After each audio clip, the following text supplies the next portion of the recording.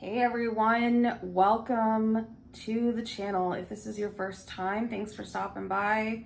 If this is not your first time, you're awesome. Thank you for returning.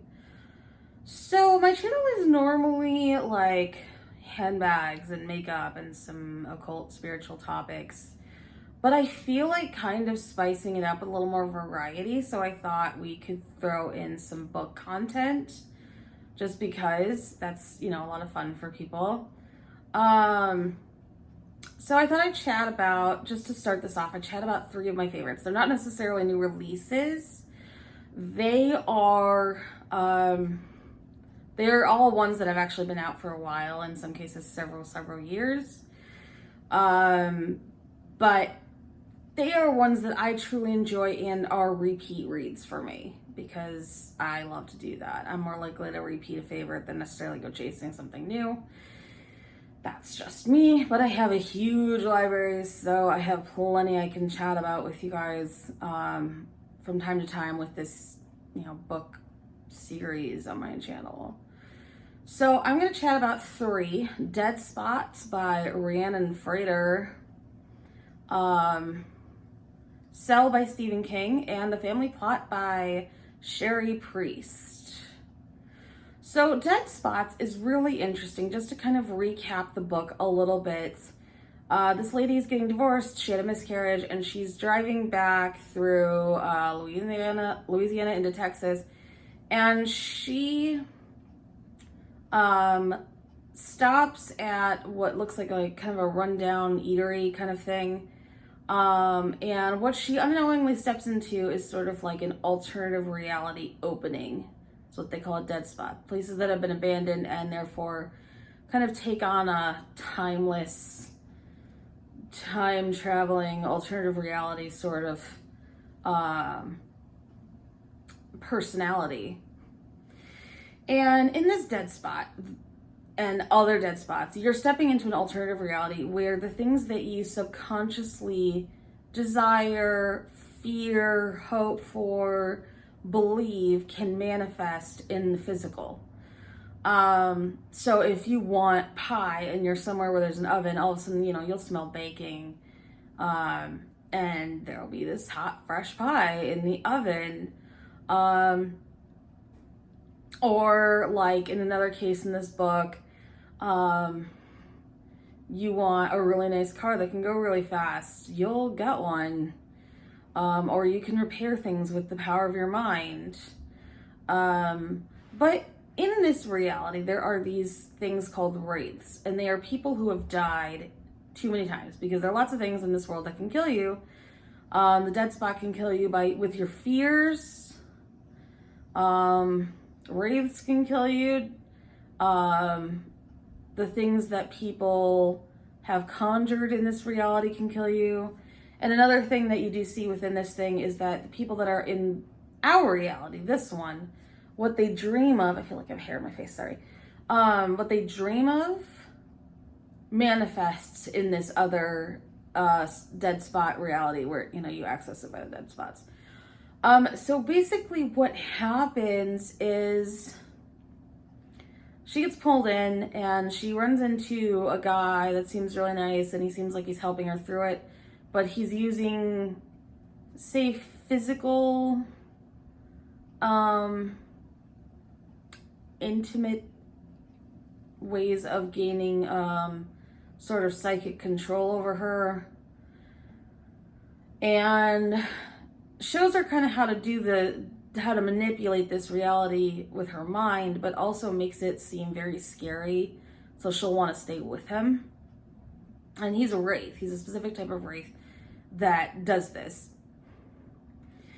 And eventually, after a lot of different things happen, she finds herself running into this guy who looks kind of scary. The first dude, who's the bad dude, is actually like a wraith and really dangerous, but this other guy, he's kind of got a edgy, sort of dangerous vibe, but he ends up being a really good dude, and the two of them end up saving this kid together. And I'm not going to get too much into the details beyond that, but it's really, really interesting. I think there's some really great commentary here on fears and hopes and how they affect the world that we live in, how our subconscious state or conscious state of mind can translate into the environment around us. There's really good commentary on grief and loss and hope for the future. So that's one of the books that I read it the first time and it really stuck in my mind. The second book that I want to chat about is, I don't know if you can see her over here, but my cat Sable is also around. The other one is not. They're not exactly friends. But anyway, the second one I want to chat about with you is Cell by Stephen King. Now, this one was super unpopular. I don't know why. I think it's a fantastic story. The movies didn't do it justice. And not only did they not do it justice, they kind of bombed. They were bad. They were not well done at all. And so this book, I see it on the bottom of a lot of people's Stephen King popularity lists, but I love it so much. There's great commentary on our dependence on technology and intercommunication. There's great commentary on what people will do in a disaster. Some people come together and support each other, and some people turn on each other. And basically, to recap the book, you got this artist guy who's in Boston trying to sell his work when this event happens. And it's essentially a sort of audio transmitted thing that happens to everyone who makes a cell phone call at or after 3 p.m. On this one particular date in 2003. It's in October. And what essentially happens over the next couple of weeks is you see, at first, it's essentially the stripping of our humanity, of our civilization, of culture. And everyone devolves first into just wild violence and then into a sort of hive mind of foraging, of sleeping in these big groups. You see telepathy, you see psychic activity develop. And then after a while, it's kind of an us versus them of these people who were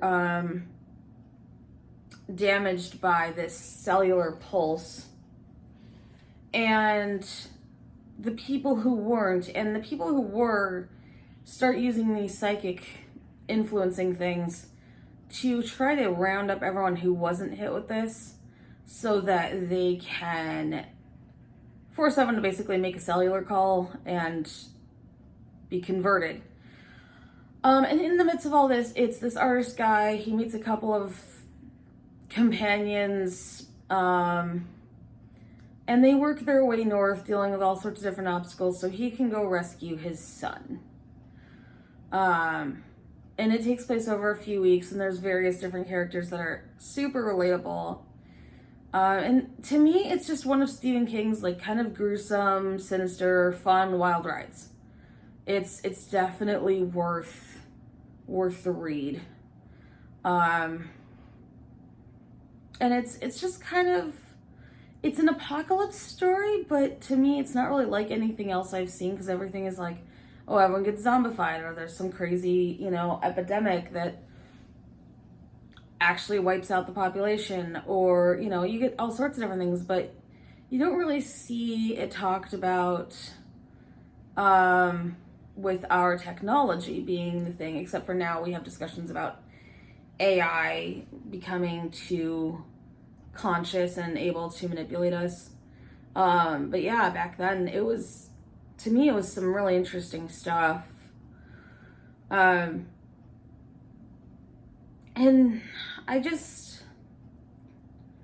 it's really about like family and connection and, how to survive while remaining in touch with your humanity. So it's a really great read. I definitely encourage people to check it out, but don't watch the movies. Don't watch the movies. You don't want to pollute it. The last book is by Cherie Priest. If I slip and say Cherie, it's because I took French and the way her name is spelled looks like Cherie. But it's Sherry, that's how she pronounces it. Or as far as I'm aware, that's how it's pronounced. Anyway, she writes some really good stuff, and the thing I have to comment on about all of her books is that she does a very good job demonstrating what the astral realm looks like, what folk magic looks like, what psychic experiences actually feel like when you experience them physically. She nails that shit on the head. And it's really impressive. So I have to give her props. I've only read a few of her books, but I have to give her props for that. So anyway, the recap of this book is it's a salvage company that is going in to clean out anything salvageable and resellable from an old mansion before it gets demolished. And this is anything from really nice oak doors, fine china, pictures, books, anything of historical value, anything of monetary value. It's all getting cleaned out to be resold. And this salvage company, they move in or move onto the property, and essentially they've had paranormal experiences before, so they like kind of talk about it but don't talk about it. And what starts to happen is everyone starts having experiences, rather violent or unsettling experiences, where they are experiencing events as they had occurred or been experienced by a woman who had died many decades before. And also things that her sister experienced. And you're dealing with these two spirits. And one of them is trying to protect everyone from the other one. And there are moments where you get glimpses into what terrible thing this young lady who causes a majority of the problems that they experience, the terrible things that she did.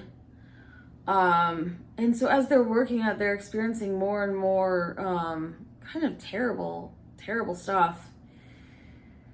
And learning about this family, and it's a fascinating thing because there's historical touches like what old insane asylum practices were.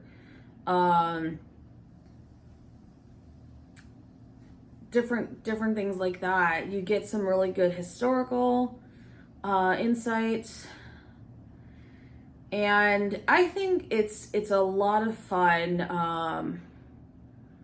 And what it does is, while her descriptions of physical psychic experiences are very accurate, there isn't this sensational over dramatization of, ew, it's a ghost, it's just what it is. Just accept it. So that's why that one kind of goes straight into my top 5. Another one of my top 5, just so you know, is Thunderhead by Douglas Preston, Lincoln Childs. So that's another good one. And